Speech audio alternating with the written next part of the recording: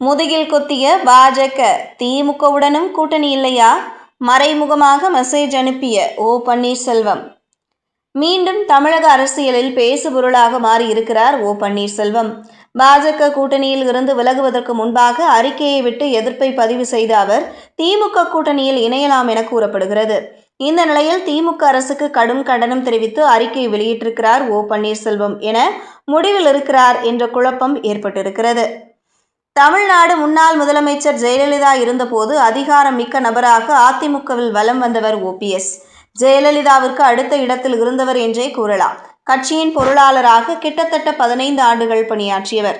முதலமைச்சராகவும் எதிர்க்கட்சி தலைவராகவும் நிதி அமைச்சராகவும் பணியாற்றியவர். ஜெயலலிதா சிறை செல்ல நேர்ந்த போதெல்லாம் அவரது இடத்தில் முதலமைச்சராக ஆட்சியை நடத்தியவர். இப்படி பல பெருமைகளுக்கு சொந்தக்காரராக இருந்தாலும் ஜெயலலிதாவின் மறைவுக்கு பிறகு அவரது அரசியல் அஸ்தமனமாக தொடங்கியது. சசிகலாவால் முதல்வர் பதவியை ராஜினாமா செய்துவிட்டு தர்ம யுத்தத்தை நடத்தினார். சசிகலா சிறைக்கு சென்ற பிறகு எடப்பாடி பழனிசாமிக்கு கை கொடுத்தார். ஆட்சியில் இருந்தபோதும் கட்சியின் ஒருங்கிணைப்பாளராக இருந்தபோதும் எடப்பாடி பழனிசாமியே முன்னிறுத்தப்பட்டார். இதனால் அதிர்ச்சியில் இருந்த ஓ பன்னீர்செல்வம் 2021 தேர்தலில் பாஜக கூட்டணி அமைய ஒரு காரணமாக இருந்தார்.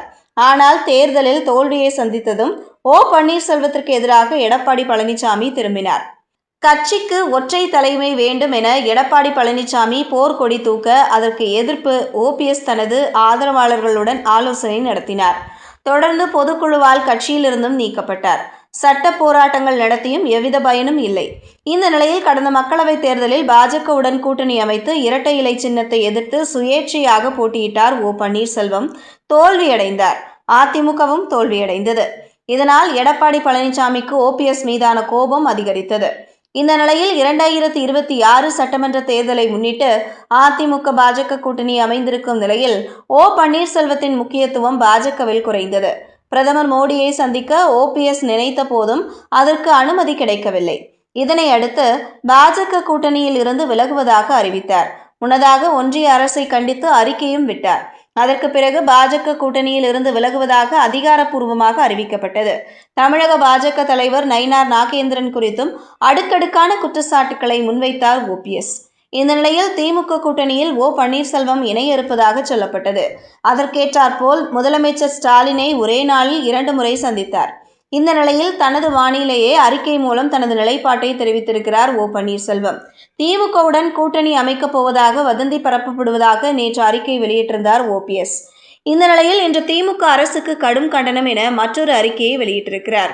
தமிழ்நாட்டின் பல்வேறு பகுதிகளில் பல் மருத்துவர் கல்லூரி மருத்துவமனைகள் செயல்பட்டு வரும் நிலையில் அதில் கடலூர் மற்றும் புதுக்கோட்டை அரசு மருத்துவமனைகளில் போதிய பல் மருத்துவர்கள் இல்லை எனவும் அந்த கல்லூரிகளின் அங்கீகாரத்தை ஏன் ரத்து செய்யக்கூடாது என இந்திய பல் மருத்துவ கவுன்சில் நோட்டீஸ் அனுப்பியிருக்கிறது. இந்த நிலைக்கு தள்ளிய திமுக அரசுக்கு கடும் கண்டனம் தெரிவிப்பதாகவும் பல் மருத்துவமனைகளில் காலியாக உள்ள மருத்துவர் பணியிடங்களை நிரப்ப வேண்டும் என வலியுறுத்தியிருக்கிறார். இதன் மூலம் திமுக அரசுக்கு எதிராக தான் செயல்படுவதாக தோற்றத்தை உருவாக்கியிருக்கிறார் ஓபிஎஸ்.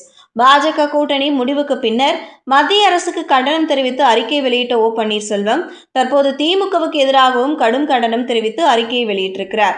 இதன் மூலம் திமுக கூட்டணிக்கு செல்லப்போவதில்லை என்பதை மறைமுக மெசேஜாக சொல்லி இருக்கிறார் ஓபிஎஸ் என்கின்றனர் அரசியல் செய்திகளும் சினிமா செய்திகளும் விளையாட்டு செய்திகளும் உடனுக்குடன் தெரிந்து கொள்ள நியூஸ் 10 தொலைக்காட்சியை பின்தொடருங்கள்.